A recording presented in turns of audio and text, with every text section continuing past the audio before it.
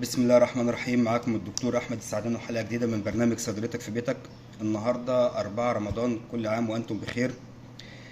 في حاجة وجب التنبيه عنها أو التحذير منها.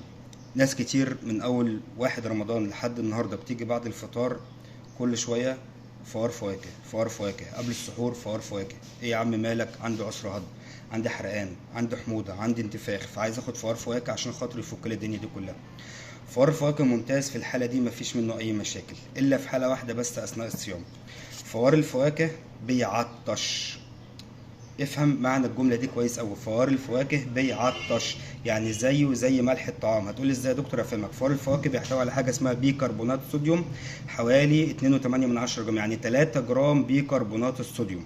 البيكربونات الصوديوم دي لو موجودة في أي منتج، حتى مش لازما في الفوار بتاع الفواكه، في اي فوار تاني او في اي حاجة تانية، لما بتدخل المعدة بتتعادل مع حمض المعدة وبتدينا قد وزنها كلوريد الصوديوم. يعني دخلنا 3 بيكربونات صوديوم الموجودين في فوار الفواكه هيخرجوا لنا 3 جرام كلوريد الصوديوم اللي هو ملح الطعام. يعني اكنك كده جبت معلقة وكلت 3 جرام ملح الطعام. فحضرتك لما تاكل 3 جرام ملح الطعام او فوار الفواكه بعد الفطار او قبل السحور، طبعا لازم تعطش، ويكون طول اليوم بالنسبة لك عطش جامد وانت مش عارف ايه السبب. طب انا يا دكتور عايز استغنى عن فوار الفواكه اثناء الصيام واستخدم اي حاجة تانية تحل محله. لو حضرتك حاسس بحموضة او حرقان او اي حاجة، ممكن تستخدم اكياس مالوكس بدل الفوار الفواكه علشان خاطر تتجنب المشكلة بتاعة العطش.